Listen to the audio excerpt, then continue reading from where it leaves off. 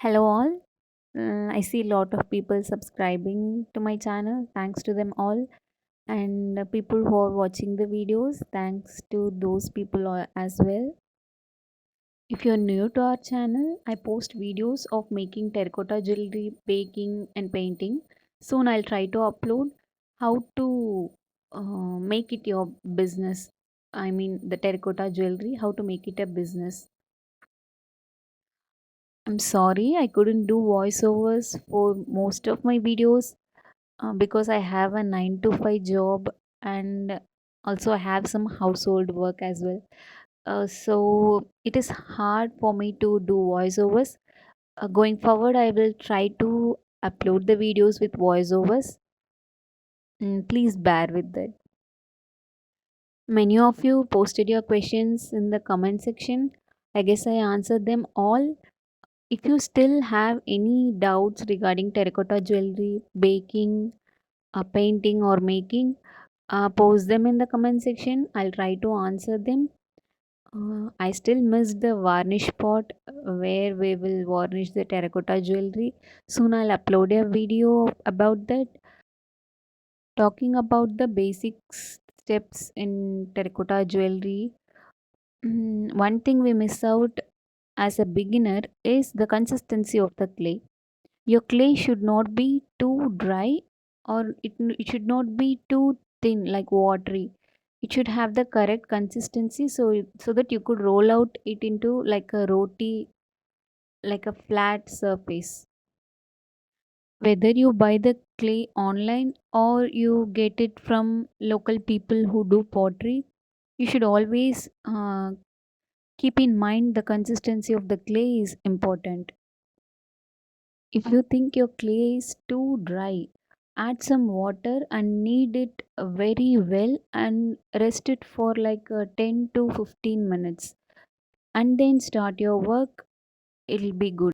If your clay contains too much water, keep it under a fan or even in sunlight, but start your work after it gets some moisture out. The next thing is we have to smoothen the surface of the clay. Even whether it is a jumka or a piece like the one in the video, you always have to smoothen the surface of the jewelry piece.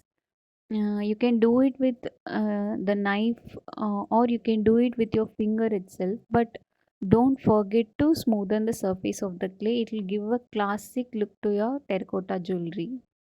And while drilling hole into the terracotta jewelry piece, um, always try to keep your needle as straight as possible. While using cookie cutters or jumka mold, always add adequate amount of oil. I use coconut oil. If you don't get it, you can also use Vaseline or any kind of oil. It will avoid the clay stucking into the cookie cutter or the mold.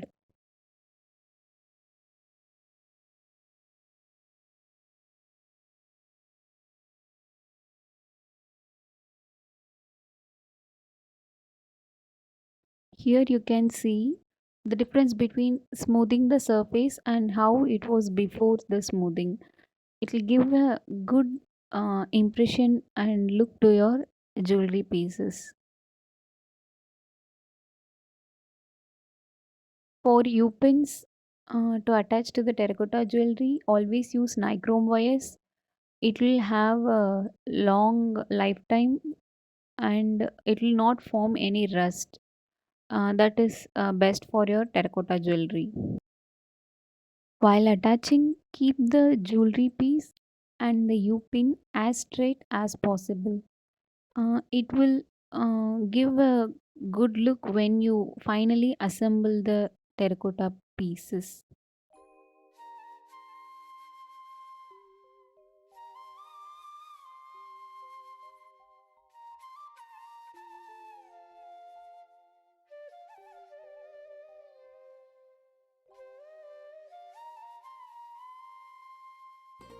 Like I said earlier, add adequate amount of oil in the jumka mold also. Hold your thumb on the clay like this to get the extra clay cut out easily, and rotate your clay to take the jhumka out of the mold. Now I apply very little amount of water to smoothen the surface. You can also smoothen the deformities, any like any holes like this crack, small crack you can see. If you smoothen the surface, it will go away gradually. You should add enough amount of water. That's all.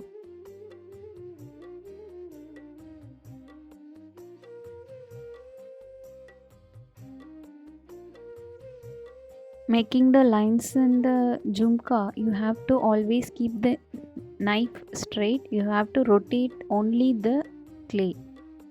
For the design part, all you need is a cello pen, and you can put different designs using cello pen, as you can see. I'm going to add 4 small flower designs here. You'll see how to do it. You can use the um, U-shape carving tool for that. You can buy it online.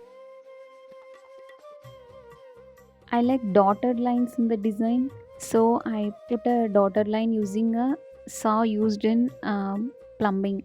You can get this in a hardware store for just rupees 10.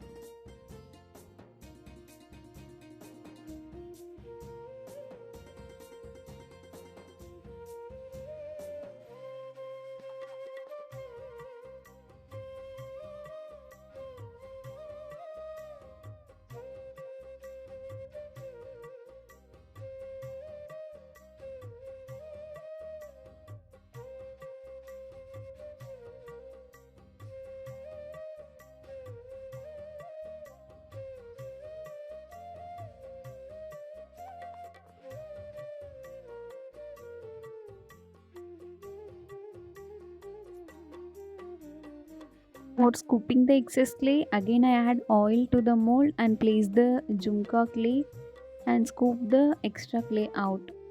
You can use this tool, or you can use a nichrome wire that is bent in U shape, or any other carving tool to get the extra clay out.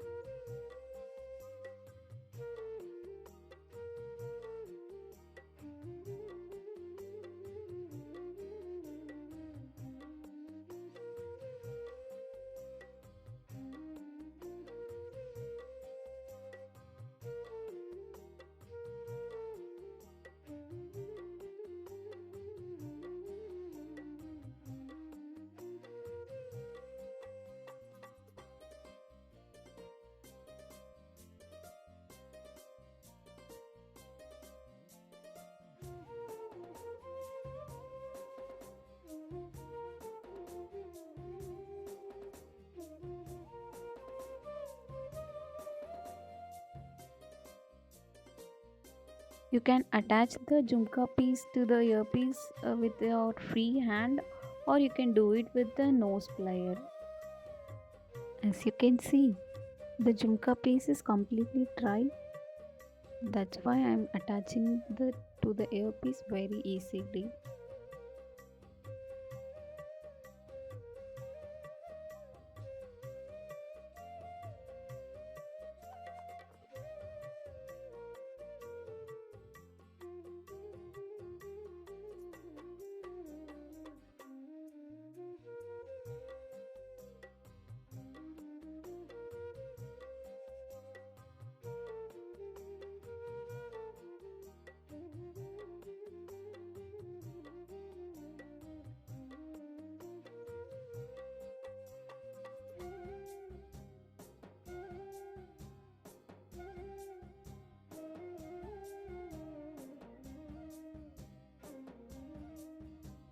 The pieces are ready to be baked.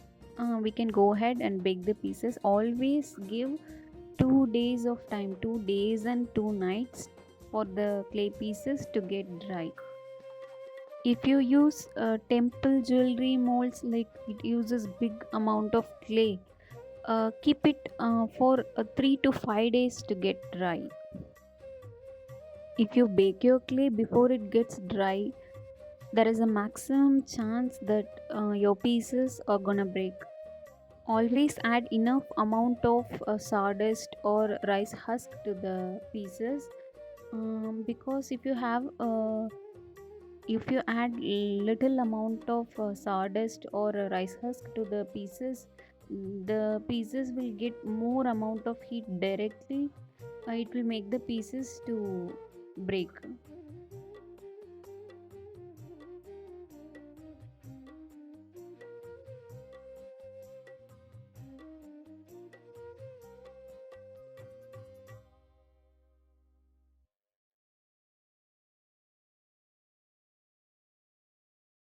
As you can see, the pieces are turned into full black. When we added it, it was like a light brown color. Now it is fully baked and it is full black. Next comes the painting process. I always apply a light coat of black color to the pieces before I start painting. It gives them the shiny look uh, that is needed for the jewelry, especially for the metallic shades of paint like gold, silver, and bronze.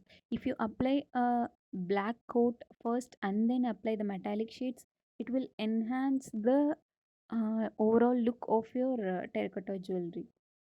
As you can see, it is not a thick coat, rather, it's a thin coat of black.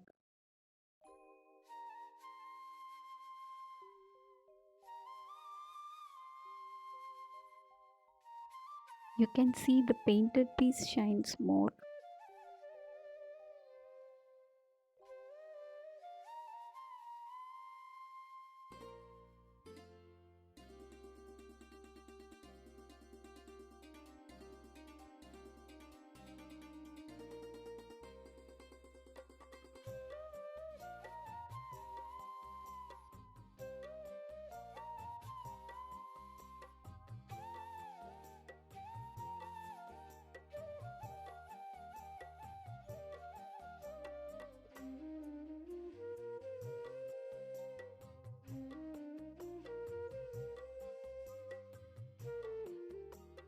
For metallic paint, I mix a little amount of bronze to the gold paint. It will give some antique look that I love.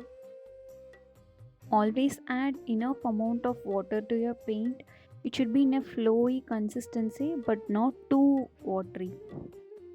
If you don't add water to your acrylic paint and just paint the pieces, you'll see brush strokes on your pieces, like some lines will be there once it gets dry.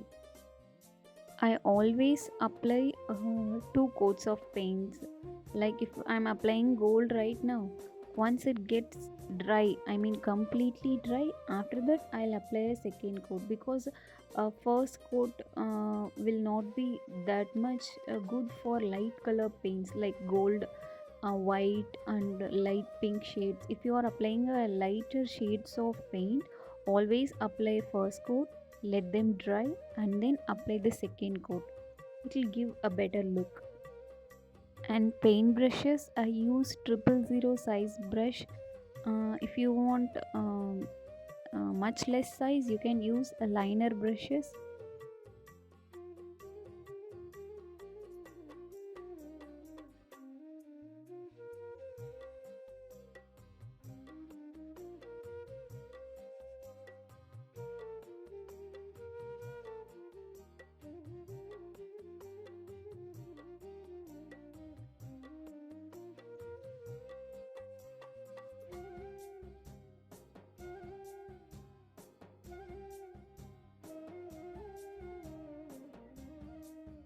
Painting same color for some large surfaces like this, even surfaces, I mean, you always have to add take more and more paint and add it. You should not like stroke the paint. It will take more time, more coats for the jewelry to look nice.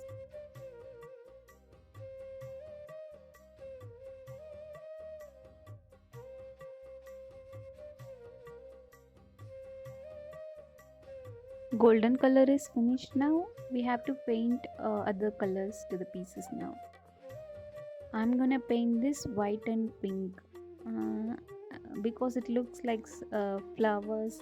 I love white and pink in the combination.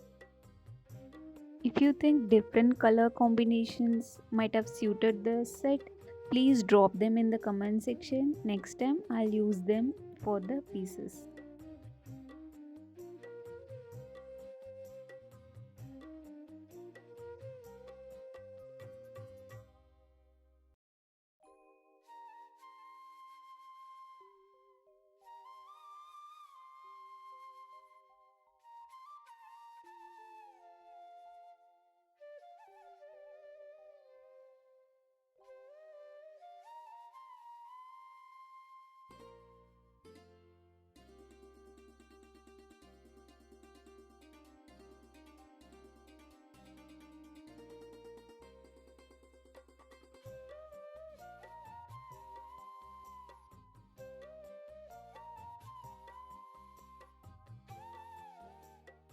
I'm gonna mix a little bit of white color to the pink. It will enhance the pink color to match the white.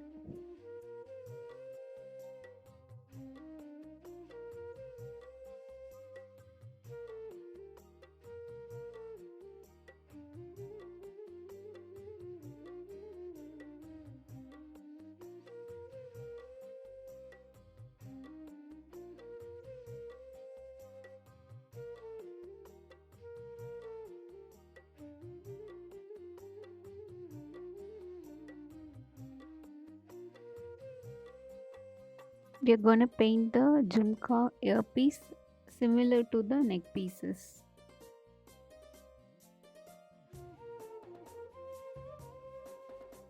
And for the jhumka piece, I'm gonna color the flowers the same white and pink, and the overall jhumka will be in golden color. You'll see soon.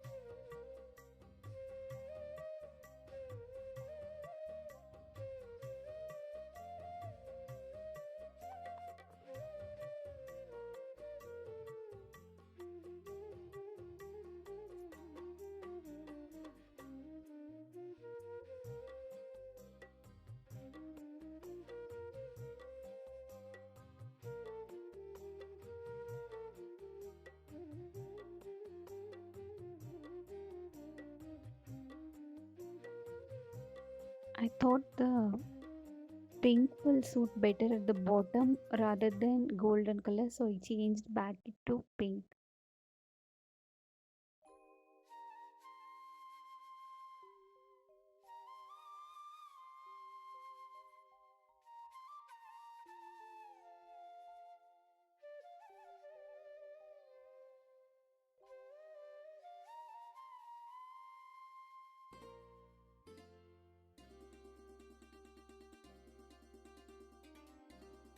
Painting is done. Now all we have to do is just assemble the set. I have some gear wire and some spacer beads to assemble the set.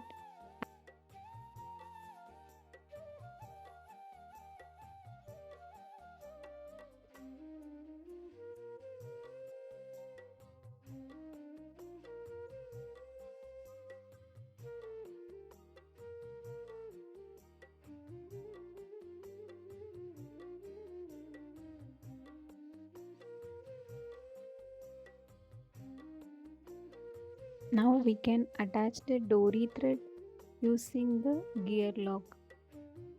I put the gear lock at the end of the gear wires and attach it to the dory thread and then press them with the nose plier.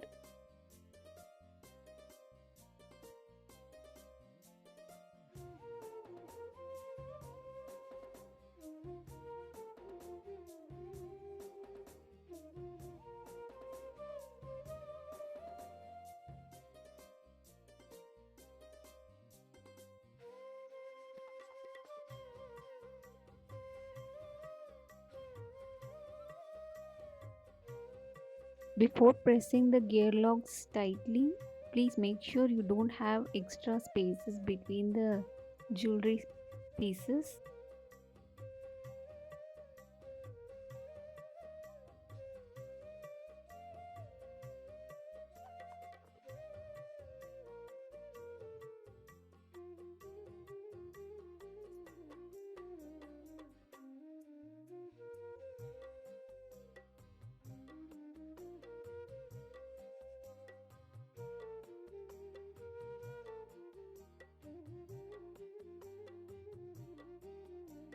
Now I'm gonna attach stud post to the earpieces. I'm using araldite here.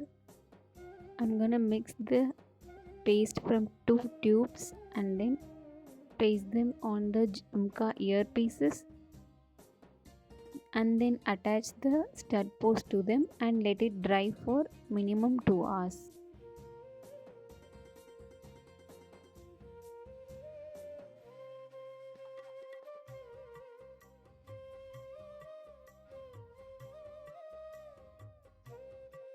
I haven't varnished the set yet. I'll varnish them later. In the next video, I'll try to upload the varnishing process as well. If you still have any doubts regarding terracotta jewelry making, please drop them in the comment section. I'll try to answer, and thanks for watching. And don't forget to subscribe.